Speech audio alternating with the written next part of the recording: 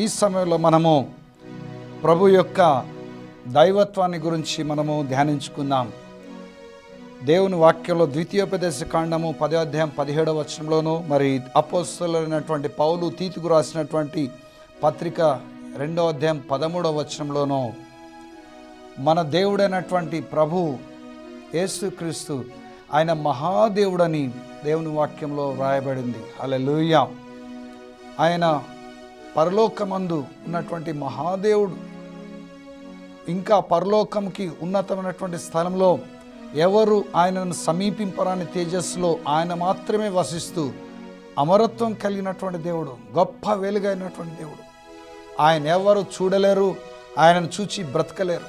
అటువంటి దేవుడు 2000 సంవత్సరాల క్రితం ఈ లోకంలోనికి ఆయన మానవ శరీరధారిగా దిగి వచ్చాడు. ఈ లోకంలో ప్రజలందరినీ, మనలందరినీ కూడా పాపంలో నుండి, శాపము నుండి, అన్నిటి నుండి, సమస్త కీడులో నుండి మనలందరినీ విడిపించట కొరకై మానవ శరీరధారి దిగి వచ్చి మనందరి పాపముల కొరకు ఆయన సిలువేయబడ్డాడు. మనందరి పాపముల యొక్క శిక్షను శిలువలో ఆయన భరించాడు. మనందరి పాపముల పరిహారం కొరకు శిలువలో ఆయన రక్తమంతా కార్చాడు. మనందరికీ బదులుగా శిలువలో ఆయన చనిపోయి పాతి పెట్టబడి తిరిగి 3వ దినాన సమాధిలో నుండి సజీవునిగా లేచాడు. పరిశుద్ధాత్మ స్వరూపిగా ఆయన నేటికి తన దాసులలో ఉండి ఆయన ప్రజలకు పరిచర్య చేస్తున్నాడు. ఈ సమయంలో మనం ప్రభు అయిన యేసుక్రీస్తు ఆయన ఈ లోకంలోనికి మానవ శరీరధారిగా దిగి వచ్చినప్పుడు ఆయన దైవత్వాన్ని ఆయన మాటల్లోనూ ఆయన క్రియలలోనూ రుజువుపరుస్తూ ఎన్నో కార్యాలను చేశాడు. ఆయన చెప్పినటువంటి మాటల్లో 4 మాటల్ని ఈ దినమున మనం ధ్యానించుదాం. మొట్టమొదటిగా ఆయన మనం చూసినట్లయితే మత్తయి సువార్త 11వ అధ్యాయంలో 2వ వచనం నుండి 9వ వచనం వరకు మనం చూసినట్లయితే ఆ సందర్భంలో మన ప్రభువైన యేసుక్రీస్తు ఒక మాట చెప్పినాడు. ఆయన ప్రవక్త కంటే గొప్పవాడిని అని ప్రభు చెప్పాడు. హల్లెలూయా. మన ప్రభువైన యేసుక్రీస్తు ఆయన ప్రవక్త కంటే గొప్పవాడు. ఏ సందర్భంలో ఆయన మాట చెప్పాడనగా, యేసుక్రీస్తు చేస్తున్నటువంటి కార్యములను గురించి యోహాను, బాప్తిస్మం ఇచ్చి యోహాను చెరసాలలో ఉన్నప్పుడు విన్నాడు. ఆయన చెరసాలలో వేయబడక మునుపు ఆయన యేసు ప్రభు కంటే ముందుగా ఈ లోకంలోనికి యేసు ప్రభు కొరకు దూతగా పంపబడినటువంటి వాడు. ఆయన యోర్దాను నది ప్రాంతంలో అరణ్యంలో ప్రభువైన యేసుక్రీస్తు యొక్క మొదటి రాకడను గురించి ఆయన ప్రకటిస్తూ ప్రభు రాజ్యం సమీపించినది, మారు మనసు పొంది బాప్తిస్మం పొందుడి అని ప్రకటిస్తున్న క్రమంలో అనేక మంది ప్రజలు ఆయన యొద్దకు వచ్చి పాపములు ఒప్పుకుంటూ బాప్తిస్మం తీసుకుంటున్నారు. ఆ సమయంలో మన ప్రభువైన యేసుక్రీస్తు కూడా 30 సంవత్సరాల వయసులో ఆయన కూడా యోర్దాను నదికి వచ్చి యోహాను చేత స్వయంగా తాను కూడా బాప్తిస్మం పొందాడు. యోహానుకు మన ప్రభువైన యేసుక్రీస్తుని గురించినటువంటి ప్రత్యక్షత ఉంది. ఆయన ఈ లోకంలోనికి రావాల్సినటువంటి మెస్సయ్య ఆయనకు ప్రత్యక్షత ఉంది. కనుక యేసు ప్రభు బాప్తిస్మం తీసుకోవడానికి వచ్చినప్పుడు ఆయన నివారింపజూశాడు. ప్రభువా, నేనే నీ దగ్గర బాప్తిస్మం పొందవలసినటువంటి వాడను, నేను నీకు బాప్తిస్మం ఇవ్వాలా ప్రభు అన్నప్పుడు ప్రభు అన్నాడు, నీతి యావత్తు నెరవేర్చ ఇలాగూ మనకు తగినది ఇప్పటికి కానేమో అని ప్రభు వారించి తను యోహాను దగ్గర తను కూడా బాప్తిస్మం తీసుకున్నాడు. యోహాను బాప్తిస్మం ఇచ్చిన వెంటనే ప్రభు ఒడ్డుకు వచ్చి పరిశుద్ధాత్మ కొరకు ప్రార్థించినప్పుడు పరిశుద్ధాత్మ పావురాకారంతో ప్రభువైన యేసుక్రీస్తు మీదకి దిగి వచ్చింది. ఆయన పరిశుద్ధాత్మతో నింపబడ్డాడు, అభిషేకించబడ్డాడు. హల్లెలూయా. అది కూడా యోహాను చూశాడు. స్వయంగా తానే బాప్తిస్మం ఇచ్చాడు. పరిశుద్ధాత్మ ఆయన మీద దిగి రావటం చూశాడు. ఆయనను గురించి యోహాను సాక్ష్యం ఇచ్చాడు. నా వెనుక వచ్చున్నాడు, నాకంటే శక్తివంతుడు, ఆయన చెప్పుల వారు విప్పుటకైనను నేను పాత్రుడను కాను అని సాక్ష్యం ఇచ్చాడు. ఇదిగో లోక పాపం మోసుకొని పోయే దేవుని గొర్రెపిల్ల అని మన ప్రభువైన యేసుక్రీస్తుని గురించి సాక్ష్యం ఇచ్చాడు. అప్పటి వరకు ఆయన వెంబడిస్తున్నటువంటి శిష్యులలో చాలామంది ప్రభువైన యేసుక్రీస్తును వెంబడించి ఆయన్ని హత్తుకున్నారు. ఈ విధంగా యోహానుకు ప్రభువైన యేసుక్రీస్తుని గురించినటువంటి ప్రత్యక్షతలు ఉన్నాయి. తనే స్వయంగా బాప్తిస్మం ఇచ్చాడు. అన్నీ చూశాడు. అన్నీ చూసి కూడా ఆయన చెరసాలలో వేయబడినప్పుడు ప్రభువును గురించి అనుమానపడ్డాడు, అభ్యంతరపడ్డాడు. చెరసాలలో నుండి తనని ఇంకా వెంబడిస్తున్నటువంటి శిష్యులను ప్రభువైన యేసుక్రీస్తు దగ్గర పంపాడు. రాబోవాడో నీవేనా, మేము మరి ఒకరికొరకు కనిపెట్టవలనా అని అడగడానికి ప్రభు దగ్గర పంపించాడు. ఆయన శిష్యులు వచ్చి ప్రభుని అడుగుతున్నారు. ప్రభుని వారు అడుగుతున్నటువంటి సమయంలో ప్రభు ప్రజల కొరకు గొప్ప కార్యాలు చేస్తున్నాడు. గుడ్డి వారి కళ్ళు తెరుస్తున్నాడు, మూగవారికి మాటనిస్తున్నాడు, చెవిటి వాళ్ళు చెవులు తెరుస్తున్నాడు, కుష్ఠరోగులను శుద్ధులుగా చేస్తున్నాడు, బీదలకు సువార్త ప్రకటిస్తున్నాడు. వారు వచ్చి ప్రభుని అడుగుతున్నారు, రాబోవాడో నీవేనా, మేము మరి కొరకు కనిపెట్టాలనా అని మా గురువు గారు అయినటువంటి యోహాను మీ దగ్గర పంపించాడు అన్నప్పుడు ప్రభు అన్నాడు, మీరు వెళ్ళి మీరు విన్న వాటిని కన్న వాటిని తీసుకొని వెళ్ళి యోహానుకు చెప్పండి, నా విషయమై అభ్యంతరపడని వాడు ధన్యుడు అని ప్రభు చెప్పి పంపించాడు. ఆ తర్వాత ప్రజలతో ప్రభు మాట్లాడుతూ ఈ విధంగా అంటున్నాడు, మీరు అరణ్యంలోనికి వెళ్ళారు, ఏం చూడటానికి మీరు వెళ్ళారు? గాలి కదులుచున్న రెల్లును చూడటానికి వెళ్ళారా మీరు? లేకపోతే సన్నపు బట్టలు ధరించుకున్నటువంటి ఖరీదైనటువంటి బట్టలు ధరించుకున్న మనిషిని చూడటానికి వెళ్ళారా? అటువంటి వారు రాజగృహంలో ఉంటారు. అయితే ఎందుకు మీరు వెళ్ళారు? మీరు ఒక ప్రవక్తను చూడటానికి మీరు అరణ్యంలోకి వెళ్ళారు. అయితే నేను ప్రవక్త కంటే గొప్పవాడిని అని ప్రభు అక్కడ ప్రజలతో చెప్పాడు. హల్లెలూయా. అవును, నిజమే. మన ప్రభువైన యేసుక్రీస్తు ప్రవక్త కంటే గొప్పవాడు. ఆయన కారణమేమనగా మొదటి నుంచి ఆది నుంచి యోహాను వరకు, బాప్తిస్మం ఇచ్చి యోహాను వరకు మనం చూసినట్లయితే ప్రతి ఒక్క దైవ సేవకులను, ప్రతి ఒక్క ప్రవక్తలోనూ ఏదో ఒక బలహీనత ఉంది.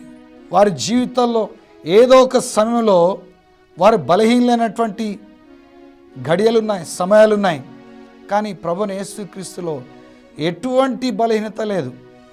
ఆయన ఈ లోకంలో జన్మించింది మొదలుకొని ఆయన సిలువ వేయబడేంత వరకు, సిలువలో తన ప్రాణం అప్పగించేంత వరకు ఆయనలో ఎటువంటి బలహీనత లేదు.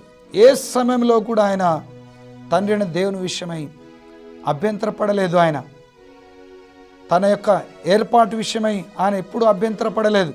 ధైర్యంతో అన్ని సమయాలను ఎదుర్కొన్నాడు. సిలువ వేయబడే సమయంలో కూడా ఆయన ధైర్యంగా అన్నిటిని ఎదుర్కొన్నాడు. ఆయనలో ఎటువంటి బలహీనత లేదు. కనుక మన ప్రభువైన యేసుక్రీస్తు ఆయన ప్రవక్త కంటే గొప్పవాడు. ఆయన స్వయంగా శరీరంలో దిగి వచ్చినటువంటి దేవుడు, మానవ శరీరంలో దిగి వచ్చినటువంటి దేవుడు. కనుక ఆయనను మనం హత్తుకోవాలి. ప్రవక్తలు, దేవుని సేవకులు, వారి యొక్క పని ఎంతవరకు అనగా ప్రజలకు జీవముగల దేవుణ్ణి చూపించేంతవరకే వారి యొక్క పని. చూపించిన తర్వాత ప్రజలు జీవముగల దేవుణ్ణి హత్తుకోవాలి, ఆయనతో సంబంధం ఏర్పాటు చేసుకోవాలి. నక్షత్రం యొక్క పని, ఒక ప్రవక్త, ఒక సేవకుడు నక్షత్రం లాంటి వాడు, జీవముగల దేవుని ప్రజలకు చూపించేటటువంటి వాడు. నక్షత్రం జ్ఞానులను ప్రభువైన యేసుక్రీస్తు యొద్దకు నడిపించిన తర్వాత మళ్ళీ వాళ్ళు వెనక్కి వెళ్ళేటప్పుడు నక్షత్రం వాళ్ళని నడిపించలేదు. వారు ఎప్పుడైతే ప్రభువైన యేసుక్రీస్తును కనుగొన్నారో అప్పటి నుంచి వాక్యంలో రాయబడింది, వారు స్వప్నమందు దేవుని చేత బోధింపబడిన వారై మరి యొక్క మార్గమున వెళ్ళిరి అనుంది. మళ్ళీ నక్షత్రం వారిని వెనక్కి నడిపించాల్సిన అవసరం లేదు. దేవుని చేత వారు బోధింపబడే అనుభవంలోనికి వారు వచ్చారు. హల్లెలూయా. అదే రీతిగా జీవముగల దేవుణ్ణి సేవకులు నీకు పరిచయం చేసినప్పుడు జీవముగల దేవుణ్ణి నీవు హత్తుకోవాలి. హత్తుకొని ఆయనతో నువ్వు ఐక్యమై నడిచినట్లయితే నీ జీవితంలో ఎటువంటి బలహీనత రాదు. హల్లెలూయా. భక్తుడైనటువంటి పౌలు కూడా తన జీవితకాలం అంతా ఒక బలహీనతతో బాధపడ్డాడు. తీసివేయమని ప్రభువుని ముమ్మారు నేను వేడుకున్నాను, కానీ ప్రభు నా కృప నీకు చాలును అని ఆయనకు దర్శనం ద్వారా దేవుడు ఆయనతో మాట్లాడాడు. మరి ప్రవక్తలు అందరూ బలహీనలే, కాబట్టి యేసుక్రీస్తు మాత్రమే ప్రవక్త కంటే గొప్పవాడు, ఎటువంటి దైవ సేవకుని కంటే కూడా గొప్పవాడు. కనుక ప్రభువును మనం హత్తుకొని ఆయనలో మనం నడుచుకోవాలి. రెండవ విషయము ప్రభువైన యేసుక్రీస్తు చెప్పింది ఏమనగా ఆయన దేవాలయం కంటే గొప్పవాడు. ఇదే మత్తయి సువార్త 12వ అధ్యాయంలో 1వ వచనం నుండి 6వ వచనం వరకు మనం చూసినట్లయితే ఇక్కడ ఒక సందర్భంలో మన ప్రభువైన యేసుక్రీస్తు దేవాలయం కంటే గొప్పవాడు ఇక్కడ ఉన్నాడు అని చెప్పాడు. మన ప్రభువైన యేసుక్రీస్తు ఆయన దేవాలయం కంటే గొప్పవాడు. ఏ దేవాలయం కంటే కూడా ఆయన గొప్పవాడు. ప్రజలు ఈ లోకంలో దేవాలయంకి ఎక్కువ విలువ ఇస్తారు, దేవునికి విలువ ఎక్కువ ఇవ్వరు. దేవాలయంకి ఎక్కువ విలువ ఇస్తారు. దేవాలయంకి వచ్చినప్పుడే పరిశుద్ధంగా నడుచుకోవాలని ప్రయత్నం చేస్తుంటారు.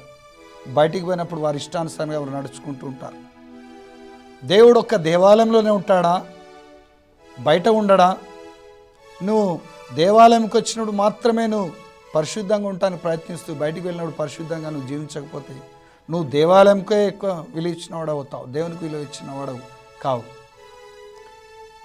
చాలామంది మరి మిషన్లకు సంబంధించిన వారు కానీ, నానా డినామినేషన్లకు సంబంధించినటువంటి సంఘాలకు చెందిన వారు కానీ, వారి డినామినేషన్లకు, వారి యొక్క దేవాలయములకు మాత్రమే ప్రాముఖ్యతనిస్తుంటారు కానీ దేవునికి ఏమాత్రము ప్రాముఖ్యతనివ్వరు. వారి సంఘ కట్టుబాట్లు, వారి యొక్క డినామినేషన్ కట్టుబాట్లు వాటికే ప్రాముఖ్యతనిస్తుంటారు.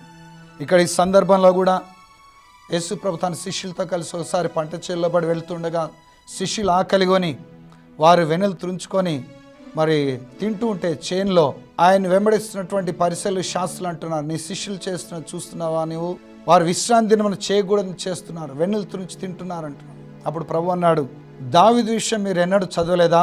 తాను తనతో ఉన్నవారు ఆకలిగొన్నప్పుడు దేవాలయంలోకి వెళ్ళి యాజకులే తప్ప తాను కానీ తనతో కూడా ఉన్నవారు కానీ తినకూడనటువంటి సముఖపు రొట్టెలు తీసుకొని తిన్నాడు. దావీదు విషయం మీరు ఎప్పుడు ఇది చదవలేదా మీరు? అంతేకాకుండా దేవాలయంలో యాజకులు విశ్రాంతి దినమును కూడా పనిచేస్తూ వారు నిర్దోషులై ఉన్నారన్న సంగతి మీరు ఎరగరా అని ప్రభు అన్నాడు. దేవాలయం కంటే గొప్పవాడు వీటిని ఒప్పుకోగా మీరు దేవాలయం యొక్క కట్టుబాట్లతోటి మనుషులందుకు ఈ విధంగా మీరు వేధిస్తారు అని ప్రభు చెప్పిన మాటలకు అర్థం వస్తుంది. అంతేకాకుండా ప్రభు విశ్రాంతి దినమున ఇదే అధ్యాయంలో ఒక ఊచ చేయగలవాణ్ణి స్వస్థపరిచినందుకు అతని తప్పు మోపాలని వారు చూశారు. ఇవన్నీ దేవాలయపు కట్టుబాట్లు. అయితే వారు నిజంగా దేవుణ్ణి అర్థం చేసుకోలేదు. దేవుడు కనికరముని కోరేవాడు కానీ బలిని కోరేవాడు కాదు. కనుక దేవాలయపు కట్టుబాట్లతోటి ప్రజలు దేవుణ్ణి హత్తుకోకుండా చేస్తున్నారు ఈ రోజున. అందుకనే ఈ రోజున చాలా మరి పెద్ద పెద్ద డినామినేషనల్ సంఘాలన్నిటి కూడా ఒక పేరు వచ్చేసింది, ఆచారపరమైన సంఘాలని, డినామినేషనల్ చర్చెస్ అని పేరు వచ్చేసింది. కారణం ఏంటంటే వారు దేవాలయంకు మిషన్లకు ఎక్కువ విలువనిస్తున్నారు కానీ దేవుడికి విలువ లేకుండా చేశారు. పాత నిబంధన కాలంలో సొలొమోను కట్టించిన దేవాలయమే కానీ, మరి జెరుబ్బాబెల్ కాలంలో యేసు ప్రభు కాలంలో ఉన్నటువంటి దేవాలయం రెండవ దేవాలయం కానీ, వారు దేవుణ్ణి ప్రజలు నిర్లక్ష్యం చేసినప్పుడు దేవాలయంను తగలబెట్టుట కొరకు దేవుడు అన్యులకు అనుమతినిచ్చాడు. అన్యులు వచ్చేసి యెరూషలేము దేవాలయంను 2 సార్లు తగలబెట్టారు. సొలొమోను కట్టించిన దేవాలయం తగలబెట్టేశారు. తర్వాత జెరుబ్బాబెల్ కాలంలో కట్టినటువంటి దేవాలయంను క్రీస్తు శకము 70వ సంవత్సరంలో రోమీలు తగలబెట్టేశారు. దేవునికి విలువనివ్వనటువంటి దేవాలయము దేవుడు విడిచిపెట్టేస్తాడు. కనుక మన ప్రభువు దేవాలయం కంటే గొప్పవాడు. కనుక నువ్వు దేనికి విలువనిస్తున్నావు నువ్వు గుర్తించు, గ్రహించు. దేవాలయానికి విలువనిస్తున్నావా, దేవునికి విలువనిస్తున్నావా? ప్రవక్తలు కానీ దేవాలయం కానీ మన ఆత్మీయ జీవితానికి సహకరించేవి కానీ ప్రభు కంటే అవి ఏమాత్రం గొప్పవి కావు. హల్లెలూయా. ఇంకొక విషయము, ప్రభు మరి ఇదే మత్తయి సువార్త 12వ అధ్యాయంలో 38వ వచనం నుండి 41వ వచనం వరకు మనం చూసినట్లయితే ప్రభు ఇక్కడ యోనా కంటే గొప్పవాడిని అని ప్రభు ఇక్కడ చెప్పాడు. హల్లెలూయా. ప్రభు దగ్గరికి శాస్త్రులు పరిశీలి వచ్చి, బోధకుడా, నీ వలన మేము ఒక సూచక్రియ చూడాలని అనుకుంటున్నాం, ఒక సూచక్రియ చూపించమని వారు అడిగినప్పుడు ప్రభు అన్నాడు, యోనాను గురించిన సూచక్రియ కానీ ఇంకా మీకే సూచక్రియ అనుగ్రహింపబడదు నా వలన. యోనా 3 రాత్రింబగళ్ళు తిమింగలం కడుపులో ఏ విధంగా ఉన్నాడో అదే రీతిగా నేను భూగర్భంలో 3 రాత్రింబగళ్ళ నుండి నేను సజీవునిగా లేస్తాను, ఇదే మీకు అనుగ్రహించే సూచక్రియ అని ప్రభు సెలవిచ్చాడు. హల్లెలూయా. యోనాకు అద్భుతం, ఈ లోకంలో అన్ని అద్భుతాల్లోకెల్లా గొప్ప అద్భుతం. ఒక వ్యక్తి 3 రాత్రింబగళ్ళు ఒక చేప కడుపులో ఉండి బయటికి రావటం అన్నది ఈ లోకంలో భూమి పుట్టింది మొదలుకొని ఈ దినం వరకు అన్ని అద్భుతాలకెల్లా అది గొప్ప అద్భుతం. చేప కడుపులో 3 రాత్రింబగళ్ళు ఉండి రావటం అంటే అసలు లోపల నలిగి నుజ్జు అయిపోయి జీర్ణమైపోయే అటువంటి వాడు దేవుని కృప చేత, దేవుని శక్తి చేత అద్భుత రీతిగా అతడు చేప కడుపులోంచి బయటికి వచ్చాడు. నినివేకి వెళ్ళి యోనా నినివేలో దేవుని యొక్క వాక్యాన్ని ప్రకటించాడు. వాక్యముతో పాటు ఆయన జీవితంలో జరిగిన అద్భుతం కూడా ప్రకటించాడు. నినివే వారు యోనా యొక్క ప్రకటన విని, ప్రకటించినటువంటి అద్భుతం కూడా విని వారు మారు మనసు పొందారు. జరిగిన అద్భుతం జరిగిన తర్వాత ప్రకటించాడు. వారు చూడకపోయినా కానీ యోనా యొక్క ప్రకటనను, ఆయన జీవితంలో దేవుడు చేసిన అద్భుతం నమ్మి మారు మనసు పొంది రక్షణ పొందారు. కనుక ఆ తరం వారు మీ మీద నేరం మోపుతారని ప్రభు శాస్త్రులు పరిశీలతో సెలవిచ్చాడు. హల్లెలూయా. అయితే యోనా కంటే గొప్ప అద్భుతము ప్రభువైన యేసుక్రీస్తుది. ఆయన చనిపోకముందే నేను చనిపోతాను, నన్ను చంపేస్తారు, నేను చనిపోతాను, పాతి పెడతారు, నేను తిరిగి 3వ దినమున సమాధిలో నుండి తిరిగి లేస్తాను అని ప్రభు చనిపోకముందే చెప్పి, తాను చెప్పిన రీతిగా చనిపోయి పాతి పెట్టబడి తిరిగి 3వ దినమున సమాధిలోండి తనకు తానుగా లేచాడు. ఇది యోనా అద్భుతం కంటే ఇంకా గొప్ప అద్భుతం. ఈ లోకంలో ఏ అద్భుతంలో కూడా యోనా కంటే గొప్ప అద్భుతములు లేవు. అటువంటిది యోనా కంటే గొప్ప అద్భుతము ప్రభువైన యేసుక్రీస్తుది. కనుక ప్రభు అన్నాడు, యోనా కంటే గొప్పవాడు ఇక్కడ ఉన్నాడు. యోనా కంటే గొప్పవాడని ప్రభు చెప్పడంలో అర్థమేమనగా, తాను ఈ లోకంలో ఎటువంటి అద్భుతం కంటే కూడా యేసుక్రీస్తు గొప్పవాడని అర్థము. హల్లెలూయా. యేసుక్రీస్తు ప్రభువునికే మహిమ కలుగును గాక. ఆమేన్. సాతాను కూడా ఈ లోకంలో ప్రజలు జీవము గల దేవుడిని నమ్మకుండా ఉండడానికి వాడు కూడా తనకున్నటువంటి పరిమిత శక్తితోటి చిన్న చిన్న అద్భుతాలు వాడు కూడా చేస్తుంటాడు. ఏ విధంగా అంటే, మోషే ఫరో ఎదుటికి వెళ్ళినప్పుడు ఆయన కర్ర పడేసినప్పుడు ఐగుప్తులో ఉన్నటువంటి మంత్రగాళ్ళు కూడా కర్రలు వేసి వాళ్ళ కర్రలు కూడా పాములుగా చేశారు. మోషే వేసినటువంటి కర్ర పామై ఆ పాంబై మిగిలిన పాములను మింగేసింది. మోషే ఐగుప్తులో నీళ్లను రక్తంగా మార్చితే ఐగుప్తు దేశపు శకునగాండ్రు కూడా నీళ్లను రక్తంగా మార్చారు. మోషే ఐగుప్తు దేశంలోనికి ఇండ్లలోనికి కప్పలు రప్పిస్తే ఐగుప్తు శకునగాండ్రు కూడా ఆ విధంగా చేశారు. మోషేది దేవుని శక్తి, వారిది సైతాను శక్తి. అయితే ఆ తర్వాత మోషే ధూళిని పేలుగా చేసినప్పుడు వారు ఐగుప్తు శకునగాండ్రు ఆ విధంగా చూసి వారు చేయలేక చేతులెత్తేసి ఇది దైవశక్తి అని ఒప్పుకున్నారు. హల్లెలూయా. ఈ విధంగా సాతానుడు కూడా ప్రజలను మోసం చేయడానికి, జీవం గల దేవుడిని యేసు ప్రభు దగ్గర రాకుండా ఉండడానికి వాడు కూడా చిన్న చిన్న అద్భుతాలు చేసి ప్రజలు మోసం చేయాలని ప్రయత్నం చేస్తుంటాడు. కనుక అద్భుతాలకు మోసపోకండి. యోనాది గొప్ప అద్భుతము, యోనా కంటే గొప్ప అద్భుతము ప్రభువైన యేసుక్రీస్తుది. కనుక యేసుక్రీస్తు ఎటువంటి అద్భుతము కంటే కూడా ఆయన గొప్పవాడు. హల్లెలూయా. మన ప్రభువైన యేసుక్రీస్తునికే మహిమ కలుగును గాక. ఆమేన్. ఆఖరిగా ఇదే అధ్యాయంలో మత్తయి సువార్త 12వ అధ్యాయంలో 42వ వచనంలో మనం చూసినట్లయితే, విమర్శ సమయమున దక్షిణ దేశపు రాణి ఈ తరం వారితో నిలబడి వారి మీద నేరస్థాపన చేయును. ఆమె సొలొమోను జ్ఞానం వినుటకు భూమి అంతంలో నుండి వచ్చెను. ఇదిగో సొలొమోను కంటే గొప్పవాడు ఇక్కడ ఉన్నాడు. హల్లెలూయా. 4వదిగా మన ప్రభువైన యేసుక్రీస్తు ఆయన సొలొమోను కంటే గొప్పవాడు. సొలొమోను యొక్క జ్ఞాన వచనములు వినడానికి మరి ఇథియోపియా దేశం నుంచి ఆ దేశపు రాణి షీబా రాణి ఆమె సొలొమోను దగ్గరకు వచ్చి ఆయన జ్ఞానవచనములన్నీ విన్నది. బైబిల్లో కూడా మనం చూసినట్టయితే సామెతల గ్రంథం కానీ, ప్రసంగి గ్రంథం కానీ సొలొమోను రాసినటువంటివి అవి చదివితే ఇవి అద్భుతమైన జ్ఞానం అని మనకి అనిపిస్తుంది. అద్భుతమైనటువంటి జ్ఞానము. ఇంత జ్ఞానము ఏ విధంగా మనిషికి వచ్చిందని ఆశ్చర్యపోతాం. హల్లెలూయా. సొలొమోనుకి ఆ జ్ఞానం ఇచ్చినటువంటి వాడు మన ప్రభువైన యేసుక్రీస్తే. అయితే ప్రభువైన యేసుక్రీస్తు యొక్క సువార్తలను మనం చదివినట్లయితే ఆయన మాట్లాడిన మాటల్లో సొలొమోనుకు మించినటువంటి జ్ఞానము మనం గ్రహించవచ్చు. హల్లెలూయా. యేసుక్రీస్తు ప్రభువునికే మహిమ కలుగును గాక. కనుక మన ప్రభువైన యేసుక్రీస్తు సొలొమోనుకి జ్ఞానం ఇచ్చినటువంటి వాడు. సొలొమోను చూపించిన జ్ఞానం కంటే ఇంకా అధిక జ్ఞానమును ఆయన సువార్తలో మనం గ్రహించగలం. హల్లెలూయా. కనుక యేసుక్రీస్తు ప్రభు జ్ఞానం కంటే గొప్పవాడు. సొలొమోను యొక్క జ్ఞానము ఈ లోకంలో తత్వజ్ఞానులు, ఫిలాసఫర్స్ ఎంతమంది ఉన్నారు, గ్రీక్ ఫిలాసఫర్స్ కానీ మన భారతదేశంలో ఫిలాసఫర్స్ కానీ, వీరందరికంటే మించినటువంటి జ్ఞానము సొలొమోను యొక్క జ్ఞానం. వరల్డ్ జనరల్ నాలెడ్జ్ బుక్స్ లో మీరు చూసినట్లయితే the wisest man ever lived on the earth king Solomon అని మనం చూస్తాం. ఈ భూమి మీద జీవించినటువంటి మనుషులందరిలోకెల్లా సొలొమోను మహాజ్ఞాని అని మనకు కనబడుతుంది. అయితే సొలొమోనుకు మించినటువంటి జ్ఞానం ప్రభువైన యేసుక్రీస్తుది. హల్లెలూయా. కనుక ఈ లోకంలో ఎటువంటి తత్వజ్ఞానమునకు మనము కొట్టుకొని పోవద్దు. ఈ లోక ఫిలాసఫర్స్ రకరకాల తత్వజ్ఞానం చూపిస్తుంటారు. అప్పుడు మనం గుర్తు తెచ్చుకోవాలి, మన ప్రభువైన యేసుక్రీస్తు ఈ లోకంలో జ్ఞానం అంతటికంటే కూడా గొప్పవాడు. ఆయనే జ్ఞానమై ఉన్నాడు. హల్లెలూయా. ఆయనకు మించిన జ్ఞానము ఎవరిలో లేదు. కనుక ఏ ఫిలాసఫీకి నువ్వు మోసపోవద్దు. కొలసీలు రాసిన పత్రికలో చెప్తాడు, ఏమంటాడంటే దైవత్వం యొక్క సర్వ పరిపూర్ణత శరీరముగా క్రీస్తులో నివసించుచున్నది. కనుక ఎటువంటి తత్వజ్ఞానమునకు మీరు కొట్టుకొని పోవద్దని దేవుని వాక్యంలో రాయబడింది. హల్లెలూయా.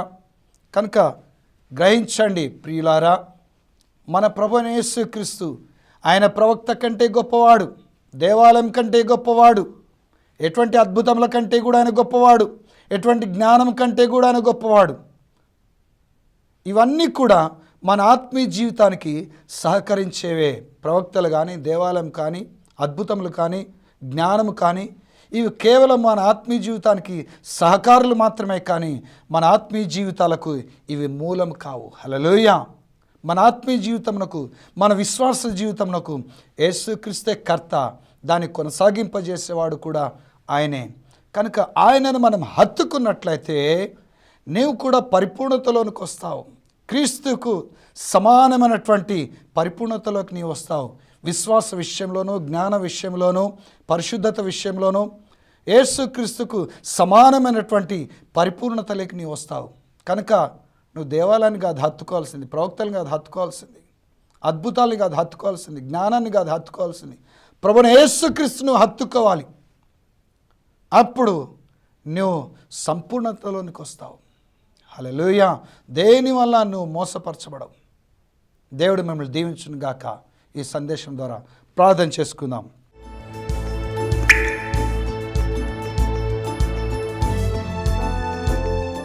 పరిశుద్ధుడైన మా పరలోక తండ్రి యేసుక్రీస్తు ప్రభువానికి స్తుతులు స్తోత్రములు చెల్లిస్తున్నాం నాయన. ప్రభువా, ఈ సమయంలో నాయన ఇదిగో టీవీ చూస్తున్నటువంటి బిడ్డలందరితో ప్రభువా మీరు మాట్లాడేందుకు స్తోత్రములు. యేసుక్రీస్తు అవును నాయన, మీరు మహాదేవుడో ప్రభువా, నీకు స్తోత్రములు. నాయన నువ్వు ప్రవక్త కంటే గొప్పవాడవు, దేవాలయం కంటే గొప్పవాడవు ప్రభువా, నీవు అద్భుతముల కంటే గొప్పవాడవు ప్రభువా, నీవు జ్ఞానం కంటే గొప్పవాడవు నాయన. ప్రభువా, నిన్ను హత్తుకున్నట్లుగా ఈ బిడ్డలు మీరు ఆశీర్వదించండి ప్రభువా, నీకు స్తోత్రములు. నాయన ఈ బిడ్డల కొరకు నిన్ను ప్రార్థిస్తున్నాను ప్రభువా. యేసుక్రీస్తు ప్రభునాలో ఇప్పుడే నాయన టీవీ చూస్తున్న బిడ్డలందరూ కూడా ప్రభువా నాయన నీ యొక్క దైవత్వమును గ్రహించుదురుగాక.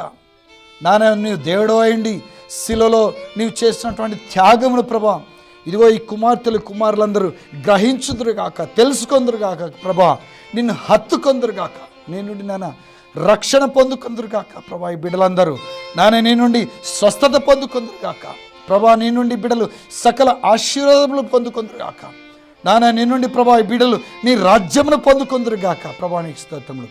దయచేసి ప్రభా ఈ సమయంలో నాయన ఇదిగో ఈ బిడ్డలు మీరు ఆశీర్వదించండి, దీవించండి ప్రభా. వీరిలో ఉన్నటువంటి శారీరక, మానసిక, ఆత్మీయ రోగములన్నిటినీ, వ్యాధులను, బలహీనతలను యేసుక్రీస్తు ప్రభునాలు ఇప్పుడే బంధిస్తాను, గద్దిస్తాను, శపిస్తున్నాను ప్రభు యేసునాలు ఇప్పుడే. ఈ బిడ్డలకి ఇప్పుడే నేను సంపూర్ణ విడుదలనిస్తున్నాను, సంపూర్ణ స్వస్థతనిస్తున్నాను.